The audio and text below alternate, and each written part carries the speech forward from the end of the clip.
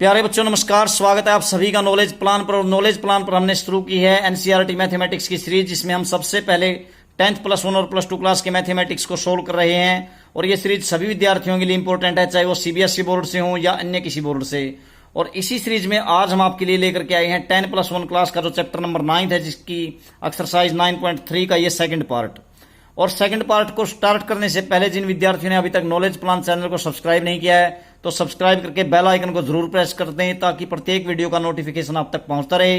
Video को ज्यादा से ज्यादा अपने साथियों के साथ शेयर करें, कमेंट करें और लाइक करें। तो चलिए देखते हैं चैप्टर नंबर 9 की एक्सरसाइज 9.3 का सेकंड पार्ट, जो कि स्टार्ट होगा क्वेश्चन नंबर 11 से, क्योंकि हम क्वेश्चन नंबर 10 तक पहले वाली वीडियो में कर चुके हैं। तो बच्चों देखिए, पहला ही क्वेश्चन है आपका इवैल्यूएट समेशन। यहां दिया है आपको summation k is equal to 1 to 11, यानी k वेरीज फ्रॉम 1 to 11। और आगे दिया है 2 + 3 रेज टू पावर k। तो प्यारे बच्चों, आपको ये इवैल्यूएट करना है, यानी इसकी वैल्यू फाइंड आउट करनी है। तो समेशन का मतलब क्या होता है, पहले ये समझ लीजिए। समेशन का मतलब है ये जितनी भी सीक्वेंस आएगी तो इस सीक्वेंस का सम आपको निकालना है। तो अब देखिए कैसे करेंगे। आप इसको ऐसे लिख सकते हैं, आप यदि k की जगह पहले 1 पुट करेंगे तो ये पहली टर्म इसकी क्या बनेगी, 2 + 3 रेज टू पावर k की जगह 1 बच्चों। और इसी प्रकार से प्लस, क्योंकि ये सम को दिखाता है समेशन, तो इसलिए जो नेक्स्ट टर्म होगी वो होगी 2 एज इट इज आपका, plus 3 raise to power k की जगह हो जाएगा आपका 2, प्लस नेक्स्ट टर्म हो जाएगी आपकी 2 आपका एज इट इज रहेगा, और प्लस 3 रेज टू पावर क्या हो जाएगा, नेक्स्ट 3 हो जाएगा। ऐसे बढ़ती रहेगी, इंक्रीज होती रहेगी। आगे क्या होगा, ऐसे ऐसे चलते चलते चलते लास्ट में जो आपका आएगा वो क्या आएगा, लास्ट जो टर्म बनेगी सीक्वेंस की वो क्या बनेगी, 2 तो हर जगह एज इट इज रहेगा आपका, 2 प्लस और 3 रेज टू पावर, क्योंकि आपकी जो लास्ट वैल्यू है k इज इक्वल टू 1 से लेकर के 11 तक जाती है, तो लास्ट होगा आपके पास 11। तो ये सम आपको फाइंड आउट करना है। तो देखिए बच्चों, अब यदि आप लोग इसको जोड़ेंगे तो आप देखिए ध्यान से, ये कितनी बार 2 आया इसमें, 1 टाइम, 2 टाइम, 3 टाइम, इसी प्रकार से चलते चलते लास्ट कितनी बार आया है, ये 11 टाइम। तो जो 2 है वो तो 11 बार आया है, तो इसलिए इसका तो सम सीधा ही हो जाता है, यानी कि 2 × 11, क्योंकि आपका 11 जो है वो जो 2 है वो 11 टाइम आया है, इसलिए 2 × 11 प्लस बाकी क्या बच गया आपके पास, बाकी बचता है बच्चों 3 raise to power 1 plus 3 raise to power 2 plus 3 raise to power 3 plus and so on, इस प्रकार से चलते रहते हैं। लास्ट में क्या आएगा आपके पास, 3 रेज टू पावर 11। अब आपने पिछली वीडियो में जीपी के बारे में देखा था, पढ़ा था, तो अब देखो यहां पर ये तो क्या हो जाता है 2 × 11, ये तो सीधा ही 22, इसमें तो कोई बात ही नहीं है। प्लस यहां पर क्या है, देखिए ये एक जीपी बनती है। कैसे बनती है जीपी, क्योंकि यदि आप सेकेंड टर्म को फर्स्ट से डिवाइड करते हैं तो जो कॉमन रेशो आएगा वो क्या आएगा, 3² रेज टू पावर 1, यानी कि 3 आएगा। सिमिलरली आप थर्ड को सेकंड से डिवाइड करते हैं तो 3 रेज टू पावर 3 को 3 रेज टू पावर 2 से डिवाइड करेंगे तो फिर भी आपके पास 3 ही आएगा। यानी कि ये क्या है, ये एक ज्योमेट्रिक प्रोग्रेशन यानी जीपी है। और इसका सम आप कैसे करते हैं, आप सम में क्या करते हैं, यहां लिखते हैं ए का मतलब फर्स्ट टर्म, वो है आपके पास 3 एज इट इज मैंने लिख दी। फिर r raise to power n, r क्या है आपका, इसको इससे डिवाइड करेंगे तो कितना आएगा, 3 आएगा, तो r है 3 रेज टू पावर n कितना है आपका, जो नंबर ऑफ टर्म्स हैं यानी कि 11, और माइनस में क्या करते हैं आप 1, और नीचे r -1, r क्या आपके पास वही 3 और माइनस में 1, तो ये आपका सम हो जाएगा। ये मैंने किसका फॉर्मूला लगाया बच्चों, ये मैंने जो पिछली वीडियो में आपको समझाया था कि आप किसी ज्योमेट्रिक प्रोग्रेशन का सम कैसे करते हैं, a × r raise to power n -1 upon r -1। तो बच्चों ये क्या हो जाता है, 22 आपका एज इट इज, प्लस यहां पर देखिए आप 3 तो एज इट इज, और नीचे क्या बचा आपके पास 3 - 1 यानी कि 2, और अंदर ऐसे ही लिख दीजिए 3 रेज टू पावर 11 और -1। बस यही आपका सम होगा इस जीपी का, यानी इस सीक्वेंस का जो आपको दी गई थी, यही आपका आंसर आ जाएगा। अब नेक्स्ट सम को देखते हैं, क्वेश्चन नंबर 12। क्वेश्चन नंबर 12 में इसने क्या दिया आपको, देखिए क्वेश्चन नंबर 12 में कहता है आपके पास 3 टर्म्स हैं किसी जीपी की, और उनका जो सम है वो है 39/10। तो देखिए बच्चों क्या दिया है क्वेश्चन नंबर 12 में, आपको क्वेश्चन नंबर 12 में देता है किसी जीपी की 3 टर्म्स का सम कितना है, जो लगातार टर्म्स हैं वो है 39/10। तो बच्चों मैं मान लेता हूं, लेट कर लेता हूं कि जो 3 टर्म्स हैं किसी जीपी की ज्योमेट्रिक प्रोग्रेशन की वो क्या है, लेट मान लीजिए आप a/r है फर्स्ट टर्म, सेकंड क्या मान लेते हैं, ए इंटू, और थर्ड क्या मान लेते हैं, थर्ड मान लेते हैं ए आर। तो देखिए पहली टर्म मैंने क्या मानी, ए अपॉन आर, सेकंड क्या मानी, ए, और थर्ड क्या मानी, ए आर। तो लेट कर लेते हैं कि ये किसी ज्योमेट्रिक प्रोग्रेशन की तीन लगातार क्या है, टर्म्स हैं। तो अब आप देखिए ज्योमेट्रिक प्रोग्रेशन है या नहीं। यदि आप सेकंड को फर्स्ट से डिवाइड करते हैं, यानी कि ए को ए अपॉन आर से डिवाइड करते हैं, तो ए नीचे आएगा बच्चों, आर ऊपर आएगा, तो इसलिए ए से ए कैंसल, तो आपके पास आर आया कॉमन रेशो। सिमिलरली यदि आप क्या करते हैं, थर्ड को यानी ए आर को किससे डिवाइड करते हैं, सेकंड से, थर्ड को सेकंड से यानी ए से, तब भी क्या आता है आपके पास, तब भी आपके पास आता है आर। तो इसलिए अगर कॉमन रेशो बराबर आता है तो ये क्या है, आपके पास एक ज्योमेट्रिक प्रोग्रेशन है। अब ये कहता है इनका तीनों का सम दे रखा है और तीनों का प्रोडक्ट। तो मैं पहले प्रोडक्ट को ले लेता हूं बच्चों, ए अपॉन आर इंटू ए और इंटू ए आर, इन तीनों का प्रोडक्ट इसने क्या दिया है, तीनों का प्रोडक्ट दिया बच्चों, पहले 1 दिया है प्रोडक्ट, तो मैं इसलिए 1 के इक्वल रख देता हूं इसको, प्रोडक्ट को। तो आपका आर से आर हो जाता है कैंसिल, तो ए की 3 बार मल्टीप्लाई क्या हो जाएगा आपके पास, ए क्यूब, और इक्वल टू क्या है आपके पास 1। तो यहां से अगर आप ए की वैल्यू निकाल लेंगे तो इसका क्यूब हटाओगे तो 1 का क्यूब रूट क्या आएगा, 1 ही आएगा। तो ए की वैल्यू आ गई।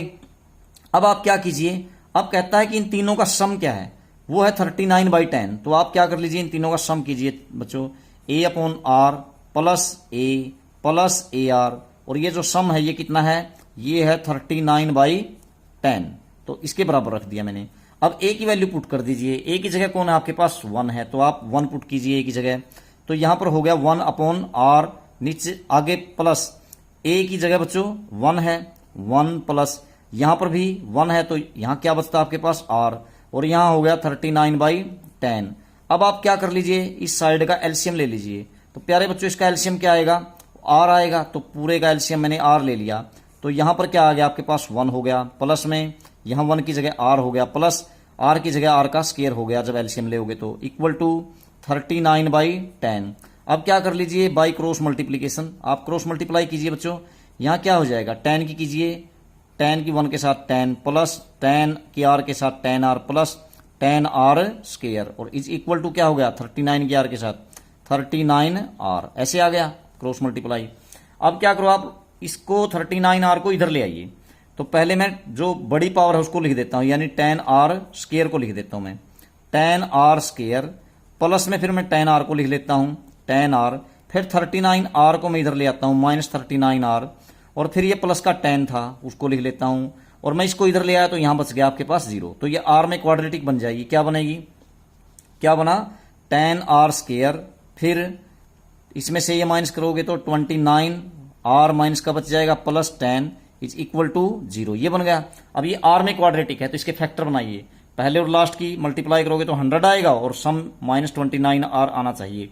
तो इसको कर लेते हैं, यहां पर देखिए इसके फैक्टर बना लीजिए। फैक्टर बनाएंगे तो बच्चों क्या हो जाएगा, देखिए आप लिखोगे 10 r square as it is 10 r square, मैं माइनस 29 आर को ऐसे लिख लेता हूं, इसको कैसे लिख लेता हूं, माइनस 25 आर माइनस 4 आर, और प्लस का क्या है आपके पास, प्लस है आपके पास 10 इज इक्वल टू 0, ऐसे बनेगा, ऐसे यही बनेंगे ना फैक्टर इसके, बिल्कुल बनेंगे। इन दोनों में से कॉमन निकाल लेता हूं, क्या 5 आर, तो दोनों में से 5 आर यदि मैं कॉमन निकाल लेता हूं तो यहां अंदर क्या बचता है, देखिए यहां 2 आर माइनस 5 बचता है, और आगे से निकाल लेता हूं माइनस का 2, तो अंदर क्या बचेगा बच्चों, वही 2 आर माइनस का 5 इज इक्वल टू है 0। फैक्टर बने आपके पास 2 आर माइनस 5 कॉमन निकल गया, अंदर क्या बचा 5 r minus 2 is equal to 0। तो यहां से आर की जो वैल्यूज हैं वो 2 आएंगी बच्चों, क्या, जब इसको 0 के इक्वल रखोगे तो आर की वैल्यू क्या आ जाएगी, 5 उधर चला जाएगा, 2 नीचे आ जाएगा, और यहां से जब आर की वैल्यू निकालोगे तो 2 उधर चला जाएगा और 5 नीचे आ जाएगा। तो आपके पास आर की 2 वैल्यूज आई, 5/2 और 2/5, और ए कितनी आई थी, ए आया था सिर्फ आपके पास 1। अब आपके पास अगर आर 2 हैं तो प्यारे बच्चों आपके पास जो ज्योमेट्रिक प्रोग्रेशन बनेंगे वो भी 2 ही बनेंगे। कैसे, देखिए पहली जो टर्म थी आपकी वो क्या थी, यहां पर आ जाइए। पहले मैं क्या ले लेता हूं, आर इज इक्वल टू 5/2, ठीक है, कोई सा ले लीजिए। आपका ए आया था कितना 1, और आर क्या ले लेता हूं मैं, पहले 5/2, ये ले लिया मैंने, ठीक है। तो अब जो ज्योमेट्रिक प्रोग्रेशन बनेगा, पहली टर्म क्या थी, ये लिखी मैंने ऊपर, a/r, यानी a क्या है 1, 1 अपॉन आर, आर क्या है 5/2, तो 5 तो नीचे आ गया बच्चों और 2 चला गया ऊपर, यानी कि 2/5 हो गई। सेकंड टर्म क्या है ए, वो तो एक ही है, ठीक है। और थर्ड टर्म क्या है बच्चों, ए इंटू आर, यानी इस 1 के इंटू में ये आर कर दीजिए, 1 इंटू 5/2 यानी कि 5/2 आ जाएगा। या तो ये बनेगी ज्योमेट्रिक प्रोग्रेशन, अथवा और क्या बनेगी, जब आप क्या ले लेते हैं, ए तो ले लेते हैं वही जो था आपके पास 1, और आर क्या ले लेते हैं उल्टा जो आया था क्या 2/5। फिर क्या बनेगी देखिए, पहली टर्म आपकी है ए अपॉन आर, यानी ए क्या है 1 अपॉन में आर क्या है 2/5, यानी 2 नीचे और 5 ऊपर, तो ऐसे हो जाएगा 5/2। फिर सेकंड टर्म क्या थी आपकी ए, यानी वो तो वही है 1, और फिर क्या है ए इंटू आर, यानी 1 इंटू आर, ये 2/5 यानी कि 2/5। तो इसलिए या तो आपका ज्योमेट्रिक प्रोग्रेशन ये बनेगा या अथवा ये बनेगा, ठीक है। इस प्रकार से आपका आंसर आ जाता है। उसके बाद है क्वेश्चन नंबर 13 में इसने क्या दिया आपको, क्वेश्चन नंबर 13 की बात करते हैं।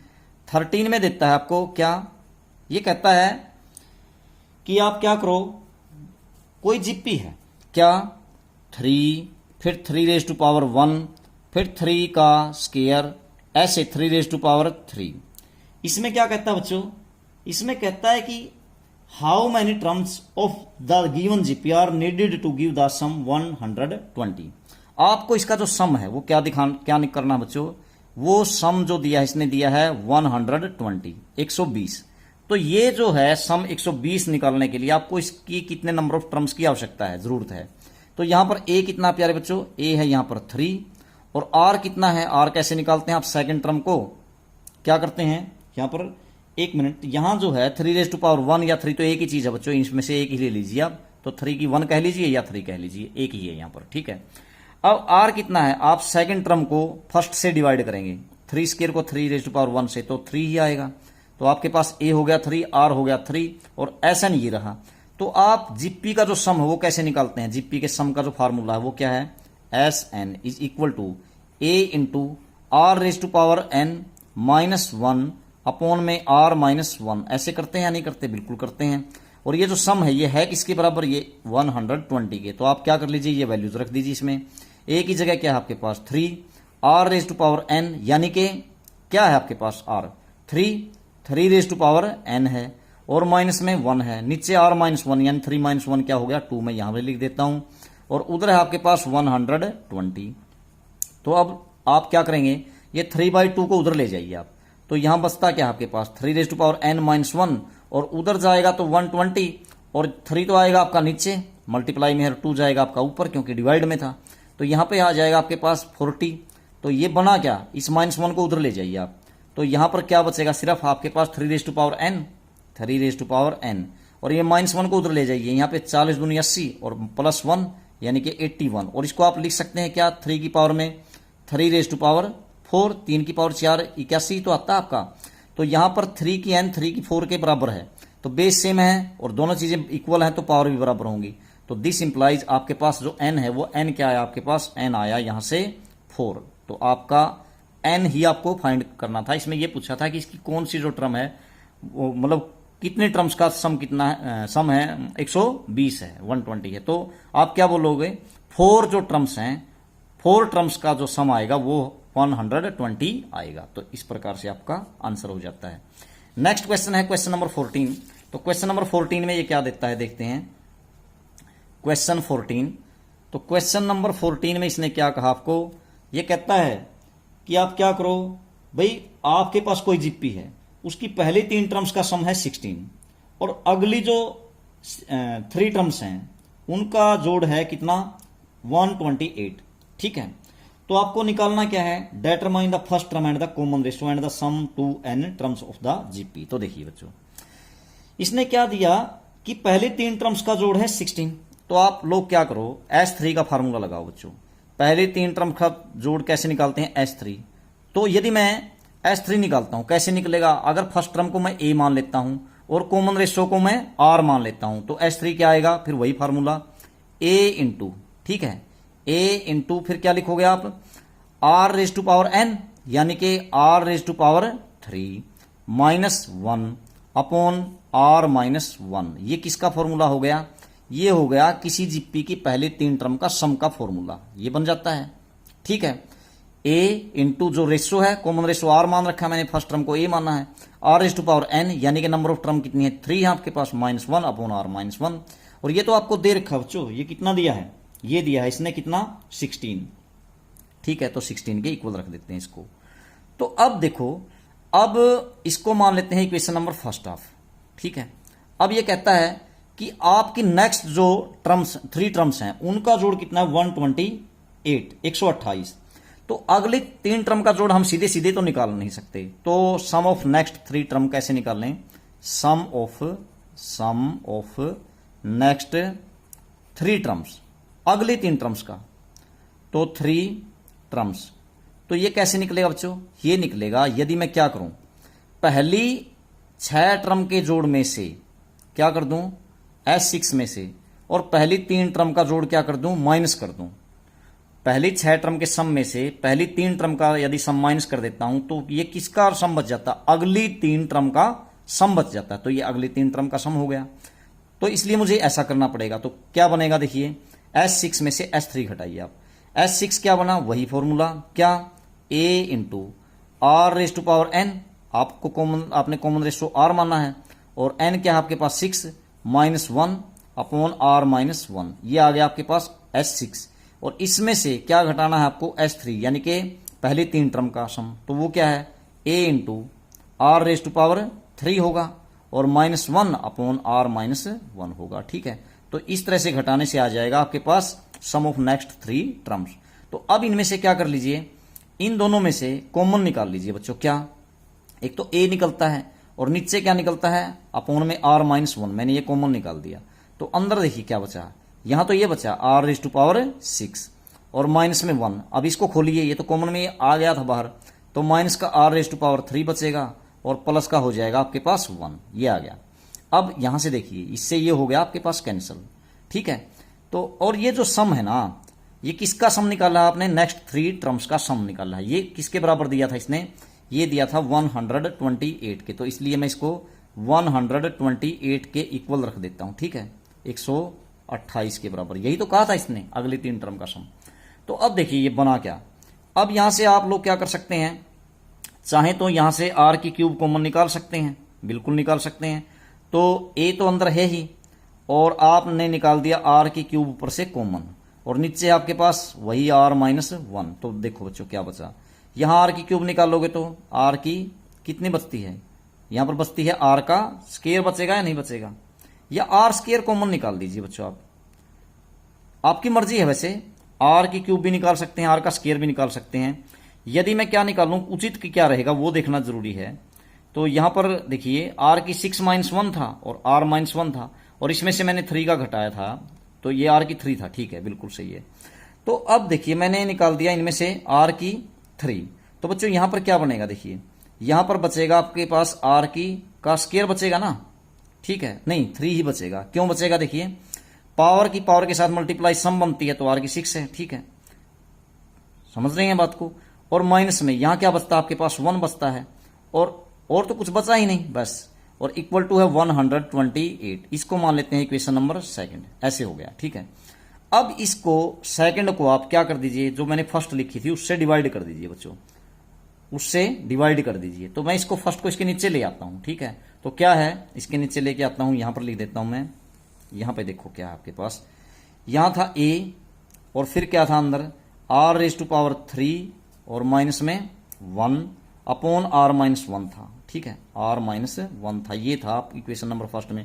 और इधर क्या था आपके पास, यहां था आपके पास 16। तो ऐसे डिवाइड कर रहे हैं, मतलब यानी लेफ्ट हैंड साइड को लेफ्ट से और राइट को राइट से। तो प्यारे बच्चों यहां पर ऐसे है, इधर वाला इधर से, इधर वाला इधर से। तो देखिए, तो ये तो जो है r -1 से ये r -1 नीचे कैंसिल होगा, और r की क्यूब -1 से r की क्यूब -1 भी कैंसिल हो गया, और a से आपका a भी कैंसिल हो गया, और 16 16 8 128 ऐसे बनता है या नहीं, ये 1 थी यहां पर, ठीक है।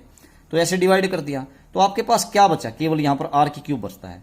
r की क्यूब इक्वल टू यहां पे क्या है बच्चों 8 है, तो 8 को आप है ना क्यूब में कन्वर्ट कर दीजिए। किसकी क्यूब लिख दीजिए, 2 रेज टू पावर 3 लिख सकते हैं, नहीं बिल्कुल, 2 की 3 8 ही होता है।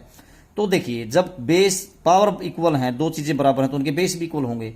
इससे क्या आया आपके पास, ये जो r है ये आया किसके इक्वल, 2 के इक्वल। तो आपके पास r की वैल्यू आ गई, ठीक है। अब जब आर आपके पास निकल जाता है तो आपको ने आर तो दिया निकाल, अब आप ए कैसे निकाल लें, इसको इस वैल्यू को कहां रख दें, इक्वेशन नंबर फर्स्ट में रख दें या सेकंड में, तो मैं यहां पर फर्स्ट में रख रहा हूं इसको, ठीक है।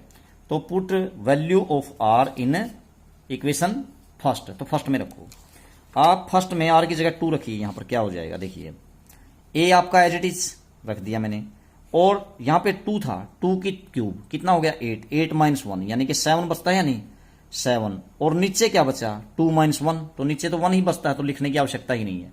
तो इक्वल टू कितना आपके पास, उधर क्या है आपके पास बच्चों 16, ये है। अब यहां से 7a बन गया ना, 7a इज इक्वल टू 16। अब यहां से a की वैल्यू निकाल लीजिए, a क्या आएगा 16/7 आ गया, a भी आ गया और r भी आ गया। अब आपको जो निकालना है, एक चीज और निकालनी थी इसमें, क्या क्या निकालना है साथ में, ये कहता है कि find the sum to n terms of the GP, इस जीपी की n टर्म्स का सम भी आपको फाइंड करना है। तो देखिए कैसे निकाल लोगे n टर्म का जोड़, तो n टर्म का जोड़ करने के लिए आपको क्या करना पड़ेगा बच्चों, वही काम n यानी s n, तो जीपी के n टर्म का सम आप कैसे निकालते हैं, a की जगह कौन है 16/7 लिख दिया। फिर आप लिखते हैं r raise to power n, r क्या था आपका 2, 2 रेज टू पावर n, और आगे लिखते हैं -1 अपॉन r -1 यानी 2 -1, तो नीचे तो 1 ही आएगा, तो वो लिखने की आपको जरूरत नहीं है बच्चों, तो बस यही आपका आंसर आ जाएगा। तो 3 चीजें निकालनी थी आपको, a निकालना था, आपको कॉमन रेशो r निकालना था, और आपको n टर्म्स का सम, तो ये आपका निकल जाता है। नेक्स्ट है आपके पास क्वेश्चन नंबर है आपके पास क्या 15, तो 15 में क्या देता है देखिए, क्वेश्चन नंबर 15 में इसने क्या दिया आपको, ये कहता है बच्चों, यहां है given a GP with a equal to 729, आपको पहली टर्म दी है कितनी 729, और क्या देता है ये, और दिया बच्चों and 7th term is 64, 7th term का मतलब है A7, वो है आपके पास 64। अब आपको करना क्या है, डिटरमाइन S7, तो S7 आपको निकालना है, यानी कि 7 टर्म्स का सम आपको फाइंड करना है, ठीक है, ये चीज आपको फाइंड करनी है। तो देखिए बच्चों कैसे निकालें, मैं A7 का फॉर्मूला लगा लेता हूं, जैसे nth टर्म का फॉर्मूला क्या होता है, मैंने पिछली वीडियो में बताया था आपको, a into r raise to power n-1 ऐसे होगा, यानी कि अगर nth निकाल रहे हैं तो यहाँ n-1 होता है, तो यदि आप कौन सी निकालेंगे 7th, तो A7, तो क्या बनेगा आपका a into r raise to power, इससे जैसे n से 1 कम था तो 7 से 1 कम यानी कि 6, और ये जो आपको है ये तो दे रखा बच्चों 7th टर्म, तो कितनी है 64, तो आप 64 के इक्वल रख दीजिए, इसको रख दिया मैंने। अब a की जगह भी वैल्यू रख दीजिए 729, तो आप यहां पर क्या रखेंगे 729 a की जगह, और r रेज टू पावर 6 यहां रख दिया इक्वल टू 64। अब इसको क्या कह सकते हैं आप r की पावर 6 को तो इधर ही रखिए, और उधर क्या है आपके पास 64, तो 729 को उधर ले जाइए, तो ये कहां जाएगा डिवाइड में, तो r की 6 r raise to power 6 is equal to, आप ये 2 की 6 है लिख सकते हैं इसको, और ये इसको 3 की पावर 6 यानी कि 2/3 ऑल रेज टू पावर 6। अब यहां पे क्या हो गया, 2 चीजें इक्वल, दोनों की पावर भी इक्वल तो बेस भी इक्वल आएंगे, तो इसका मतलब आपके पास r जो आया वो क्या आया बच्चों 2/3 आ गया आपके पास r भी है आपके पास a भी है। अब आपको निकालना क्या है, और n भी आपके पास कितना 7 है, n 7 है ना, 7 टर्म का जोड़ यानी कि S7 आपको निकालना है, तो बिल्कुल ईजी है, कैसे निकालोगे S7 निकालिए। अब S7 कैसे निकलेगा, वही फॉर्मूला S7 का, क्या है S7 का फॉर्मूला, S7 कैसे होगा बच्चों 7/2, मतलब a का मान कितना दिया था आपको, ये दिया था 729, फिर r raise to power n-1। अब यहां पे r देखिए बच्चों आपका जो आया था, r की जो वैल्यू आई थी यहां पे 2 है, तो आप क्या लिखोगे 2 रेज टू पावर n-1, ठीक है, 2 रेज टू पावर n-1 हो गया, r raise to power n-1, और नीचे बच्चों r-1, तो यानी कि 2-1, और इज इक्वल टू क्या है आपके पास, वो तो दिया था कितना, क्या दे रखा है इसने, मतलब ये सम आपको फाइंड आउट करना है बस, ठीक है। यहां पर n की वैल्यू इसने दी थी, कितने नंबर ऑफ टर्म्स का सम निकालना था आपने 7 का, तो आप ऐसे कर लीजिए बच्चों 729 ऐसे है, और इनटू में 2 की पावर n है यहां पर, यानी कि 1 मिनट में r यही आया था या नहीं एक बार चेक कर लेता हूं, r की जगह आपके पास क्या आया था बच्चों, यहां पर r आया था 2/3, यहां पर r की वैल्यू क्या आई थी 2 नहीं थी बच्चों, कितनी थी 2/3, तो r की जगह 2/3 रख लीजिए। तो देखो 2/3 रेज़ टू पावर n, यानी कि 2/3 की पावर n कितना बच्चों 7 है ना, 7 टर्म का सम निकालना है S7 आपने, तो 2/3 की पावर 7 और माइनस में 1, और नीचे क्या बच्चों ये है 2/3 r की जगह 2/3 -1, ठीक है। ये इस तरह से सम आ जाएगा आपका। तो बच्चों ये है ना, या तो आप ऐसे लिख लीजिए या इसको उल्टा भी लिख सकते थे। कैसे, देखो क्योंकि ये जो r था ये 1 से छोटा था, तो उस केस में आप लोग थोड़ा सा दूसरा सूत्र लगा देते हैं उल्टा, 729 एज इट इज आपका, और यहां ले लेते हैं 1 minus r raise to power n, यानी कि 2/3 ऑल रेज़ टू पावर 7 ऐसे, और नीचे 1 माइनस r 1 माइनस 2/3 ऐसे भी लिख सकते हैं ना इसको उल्टा, यानी माइनस का कॉमन निकाल दिया, कहने का मतलब बस यही है और कुछ नहीं है। इससे थोड़ा सा सिंपल हो जाएगा और कोई बात नहीं है। तो 729 आपके पास है। अब ऊपर देखिए आपके पास क्या बचा, एक तो यूं का यूं माइनस 2 की 7 बार गुना कितनी होगी, 2 की 6 बार तो आपने देखी थी 64, तो उसकी एक बार और मल्टीप्लाई कर दीजिए 128 हो जाएगी। और इसी प्रकार से 3 की जो है ना 7 बार गुना, 3 की 6 बार तो अभी आपके पास 729 थी ही, तो एक बार और कीजिए इसके साथ, 3 निम 27, 3 दूनी 6 और 2 8, 3 सत्ते 21, ये हो जाएगी, हो गई 7 बार। और नीचे जो आया आपके पास वो क्या आया देखिए, यहां पे 3 - 2 यानी 1/3 बचा ना, 1/3, तो नीचे हो गया आपके पास 1/3, तो ये आ गया आपके पास, ठीक है। अब आप लोग क्या करो, ये 1/3 है जो उल्टा ऊपर नहीं चलाया जाएगा, 729 और इंटू में क्या हो जाएगा 3/1 हो जाएगा, और इंटू में ये इसका एलसीएम ले लीजिए, 2187 में से 128 घटाइए आप, एलसीएम 2187 आएगा या नहीं आएगा, बिल्कुल आएगा। और ये जो 2187 में से 128 घटाएंगे तो कितना आएगा, ये इसको घटा करके देख लीजिए, ये कितना बनता है बच्चों आपके पास 2187, ये बनेगा 2059 बनेगा, 2059 घटा करके देख लेना इसमें से ये, तो बच गया क्या आपके पास 2059, ठीक है, ये आ गया। अब एक मिनट, इतना नहीं बचता होगा, ये देख लें, इतना ही आता है बच्चों, ठीक है। 2187 इसकी इससे मल्टीप्लाई कीजिए, यही तो आएगी 3 निम 27, 3 दूनी 6 2 8 3 7 21, तो ये हो गया इससे कैंसिल, तो ये आया क्या बच्चों 2059, ये आ गया S7, यानी कि 7 टर्म का सम, ठीक है। इस प्रकार से आपका आंसर आ जाता है। नेक्स्ट क्वेश्चन देखते हैं, क्वेश्चन नंबर आपका 16। तो 16 क्वेश्चन में इसने क्या दिया आपको देखते हैं।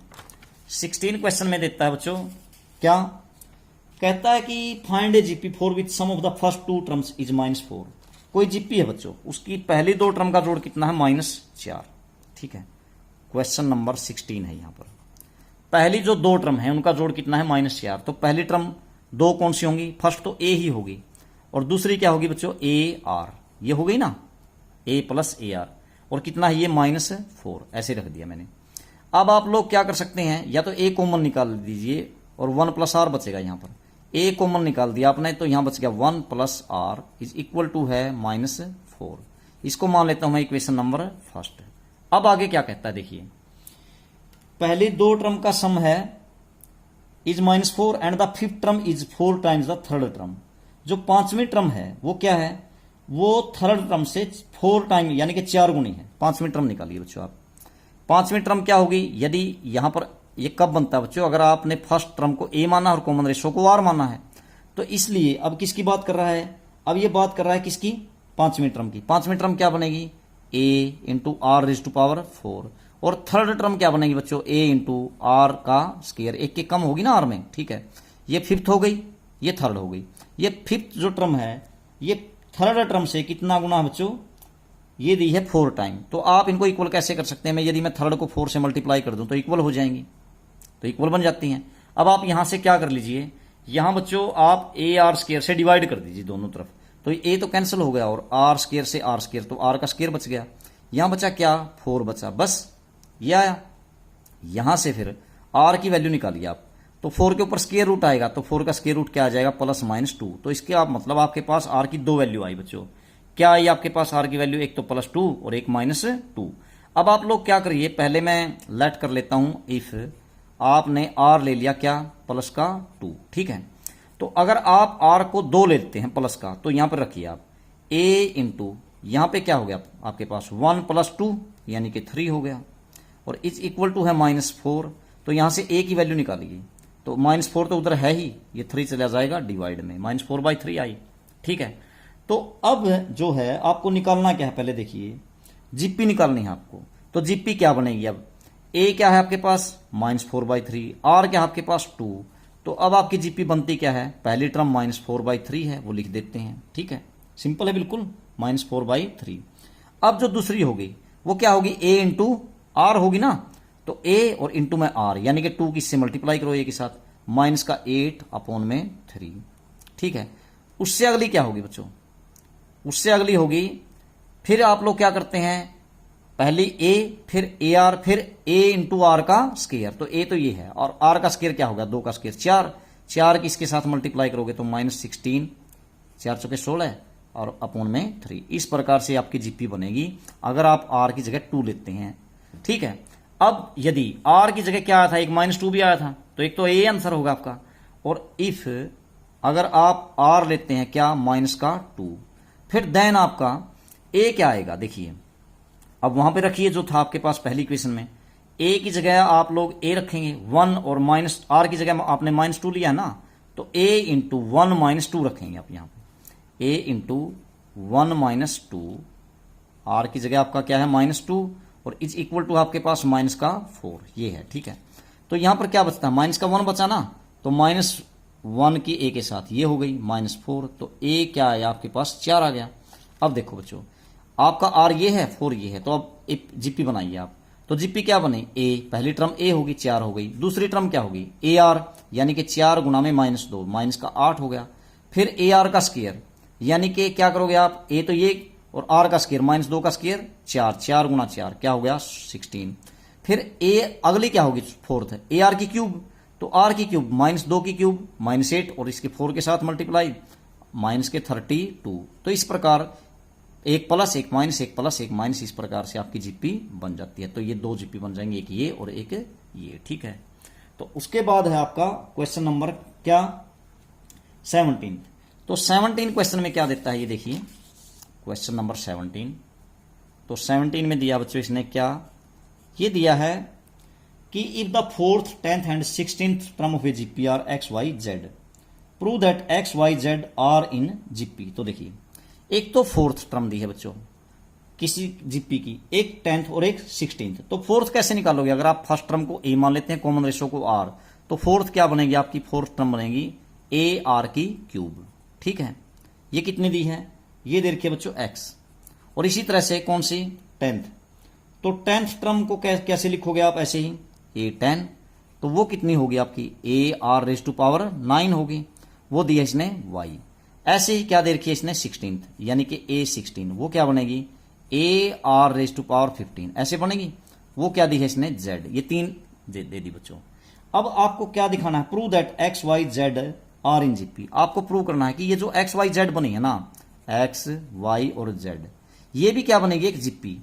तो बच्चों जीपी कब बनेगी, यदि मैं सेकंड को फर्स्ट से डिवाइड करूं और थर्ड को सेकंड से, तो कॉमन रेशो जो आएगा वो सेम आना चाहिए बच्चों।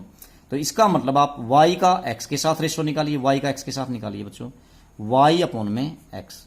ठीक है, तो y अपॉन में x करोगे ना, तो देखिए y क्या आपका a r की 9 है और x क्या आपके पास a r की क्यूब है, तो इससे डिवाइड कीजिए, तो आपके पास क्या आया, a से a कैंसिल और r की क्यूब से r की क्यूब तो हो गया cancel, r raise to power 6 आ गया। ठीक है, इसी प्रकार से जब z का y के साथ रेशो निकालोगे आप, यानी कि z को जब आप y से डिवाइड करोगे तो फिर क्या आएगा, z क्या थी आपकी a r की 15 है, a r raise to power 15, और नीचे क्या है बच्चों y क्या है a r का की 9, a r की 9, तो a से a कैंसिल और ये भी इससे कैंसिल हो गया, ऊपर r की क्या बच गई 15 में से 9 गया 6।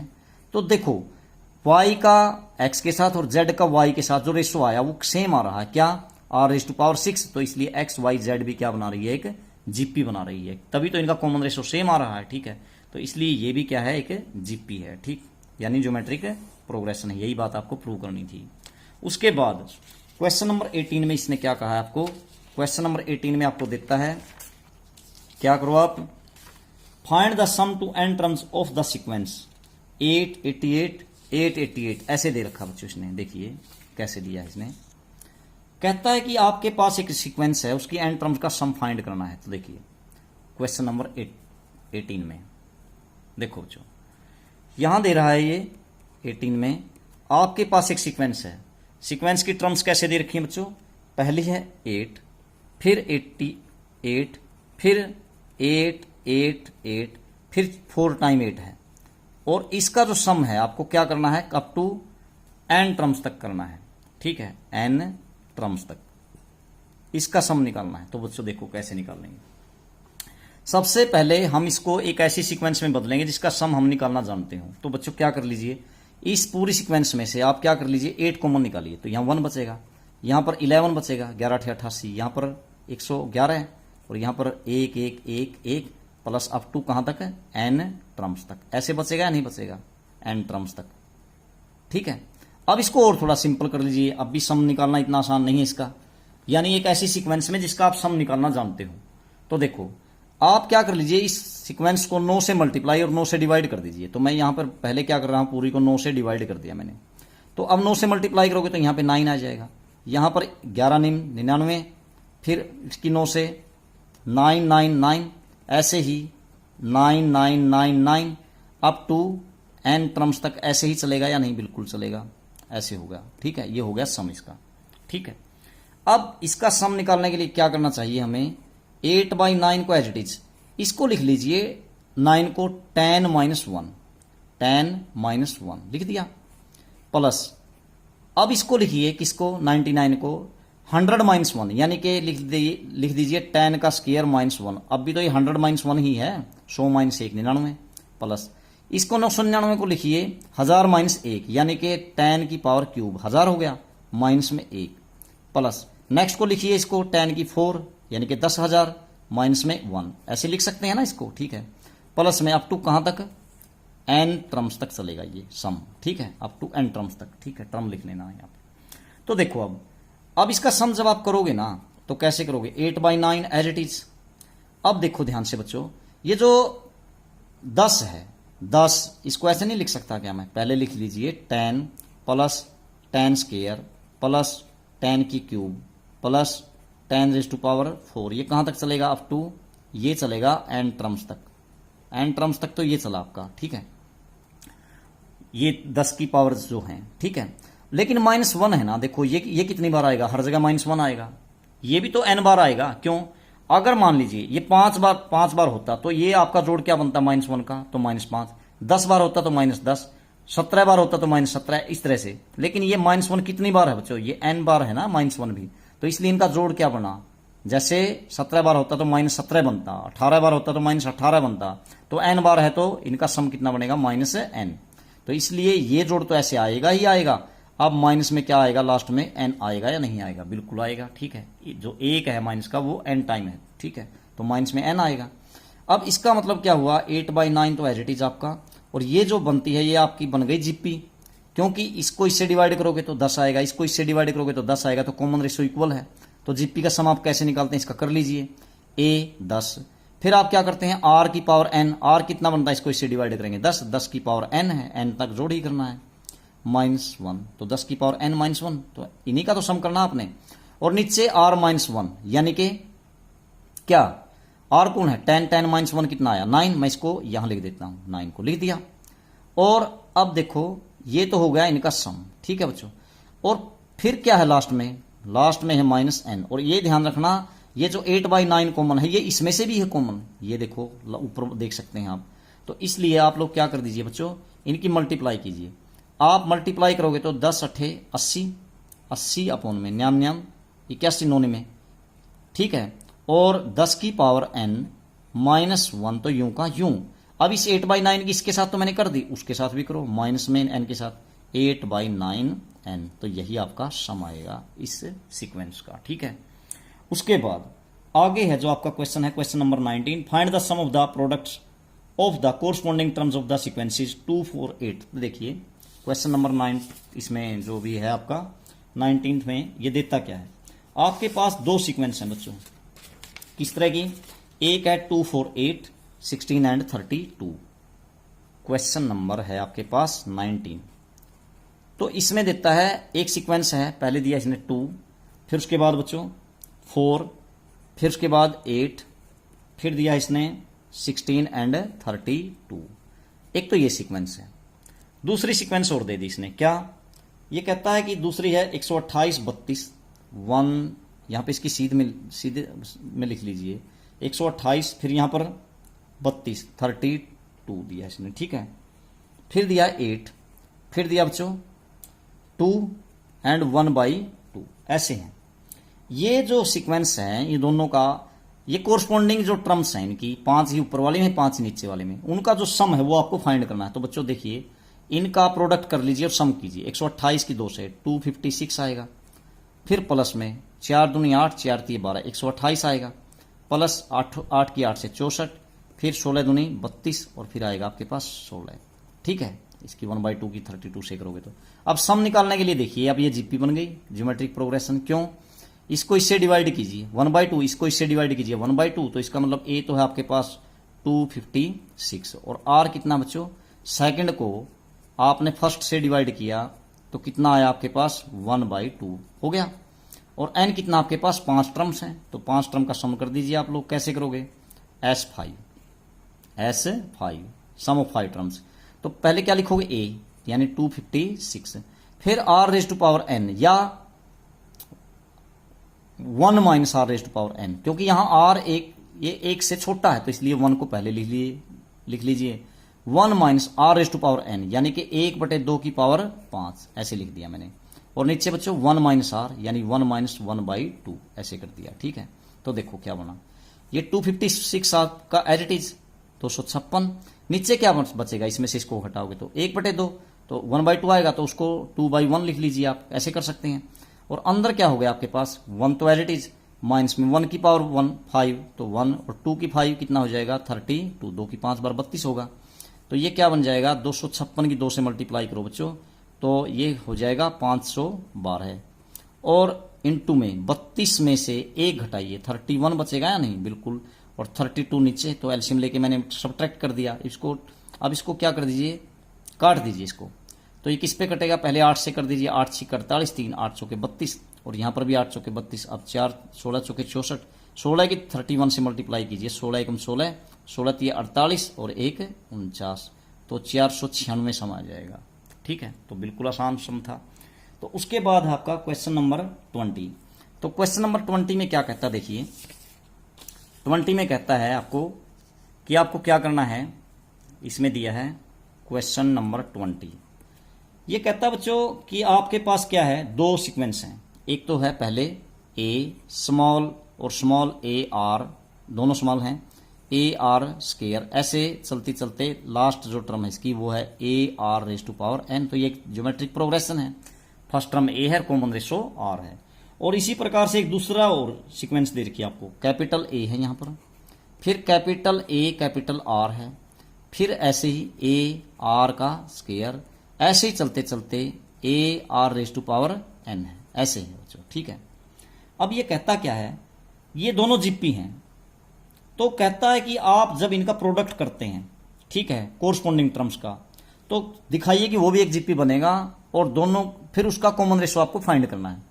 तो इनका जो प्रोडक्ट बनेगा उसको मैं पी से डेनोट कर देता हूं बच्चों, कीजिए कोरस्पॉन्डिंग टर्म्स का product, small A capital A, ऐसे हो गया, ठीक है। और ये अगली देखिए, पहले मैं लिख लेता हूं ए आर और इंटू में कैपिटल ए आर, ऐसे ही ए आर का स्केयर और इंटू में कैपिटल ए कैपिटल आर का स्केयर। तो ये जो है ऐसे ऐसे चल रही है, ठीक है।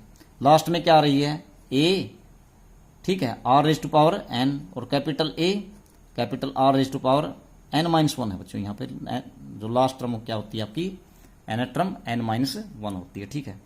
तो एन माइनस 1 ऐसे है, ठीक है। अब है ना, देखो ये कहता है कि ये जो प्रोडक्ट करोगे आप कोरस्पॉन्डिंग टर्म्स का, इसकी मतलब फर्स्ट का फर्स्ट के साथ सेकंड का सेकंड, ऐसे ऐसे, तो ये भी एक जीपी बनेगी। तो देखिए ज्योमेट्रिक प्रोग्रेशन बनेगा, बनता है या नहीं देख लीजिए। तो देखो अगर ये ज्योमेट्रिक प्रोग्रेशन, आप सेकंड को फर्स्ट से डिवाइड कीजिए बच्चों, ए कैपिटल आर को फर्स्ट से डिवाइड कीजिए, ए किससे, ए से, तो बच्चों यहां पर क्या बनता है देखिए, ए से ए कैंसिल और इससे ये कैंसिल, तो r small r into capital r, ये आया नहीं आया, बिल्कुल आया। अब आप थर्ड को सेकंड से डिवाइड कीजिए, थर्ड क्या थी आपके पास, A R square into capital A R square, नीचे A R small A R और कैपिटल ए आर। अब यहां देखिए क्या बनता है आपके पास, ए से ए कैंसिल, इस ए से ये कैपिटल ए कैंसिल, आर से एक स्मॉल आर कैंसिल और ऐसे ही कैपिटल कैंसिल। ऊपर क्या बचा, स्मॉल आर बचा और कैपिटल आर, स्मॉल आर और कैपिटल आर। तो देखिए कॉमन रेशो क्या आया, दोनों का सेम आया ना, ठीक है, तीसरी का दूसरी से और दूसरी का पहली से, तो इसलिए ये भी क्या बनी, एक ज्योमेट्रिक प्रोग्रेशन बनती है। तो यही बात आपको प्रूव करनी थी कि ये भी क्या बनेगी, एक ज्योमेट्रिक प्रोग्रेशन।